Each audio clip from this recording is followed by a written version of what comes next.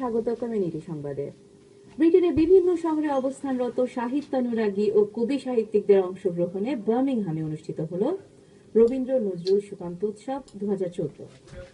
রোববার বার্মিংহাম সাহিত্য পরিষদ ইউকের উদ্যোগে এই উৎসবের আয়োজন করা হয়।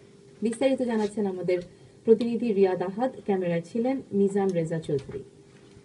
ব্রিটেনের বিভিন্ন শহর থেকে আসা সাহিত্যানুরাগী কবি সাহিত্যিকদের পদচারণা আর কণ্ঠ মাধুর্যের নানা পরিবেশনায় বার্মিংহামে অনুষ্ঠিত হল রবীন্দ্র নজরুল সুকান্ত উৎসব 2014। বাংলা সাহিত্যকে মেধা, মনন আর লেখনীতে সমৃদ্ধ করা বাংলার এই তিন দিকপালের স্মরণে শ্রদ্ধায় রোববার বার্মিংহামের স্মলহিথের একটি হলে এই উৎসবের আয়োজন করে বার্মিংহাম সাহিত্য পরিষদ ইউকে। উৎসব উদযাপন পরিষদের সদস্য সংস্কৃতিকর্মী আশরাফুল ওয়াহিদ দুলালের প্রাণবন্ত সঞ্চালনায় উৎসবে আগত কবি সাহিত্যিক আর সুধীজনকে স্বাগত জানান বার্মিংহাম সাহিত্য পরিষদ ইউকের আহ্বায়ক কবি সৈয়দ ইকবাল। আজকের অনুষ্ঠান অত্যন্ত আনন্দঘন হয়ে উঠেছে এবং সেই আনন্দঘন উৎসব আমাদের অনিন্দ সুন্দর প্রেরণা হিসেবে আমাদের প্রেরণা যুগিয়ে যাবে। আমরা চাচ্ছি আমাদের বাংলা সাহিত্যের এই তিন দিকপালকে সবার কাছে পৌঁছে দিতে। সাহিত্য আলোচনায় অংশ নেন স্বনামধন্য কবি শামীম আজাদ, সাপ্তাহিক সুরমা সম্পাদক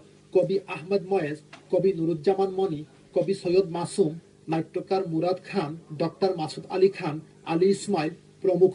ফারজানা আক্তার, আজাদ চৌধুরী, বদরুন্নেসা পাশাদের কবিতা আবৃত্তি আর রুজি সরকার, ডাক্তার ইমতিয়াজ ও গ্র্যান্ড আর্মস্ট্রংয়ের রবীন্দ্র নজরুল সঙ্গীতের মূর্ছনায় আগত সকলেই হয়ে ওঠেন বিমোহিত। রবীন্দ্র নজরুল সুকান্ত উৎসব 2014 এর পরিসমাপ্তি ঘটে কমরেড মসুদ আহমেদের সমাপনী বক্তব্যের মাধ্যমে।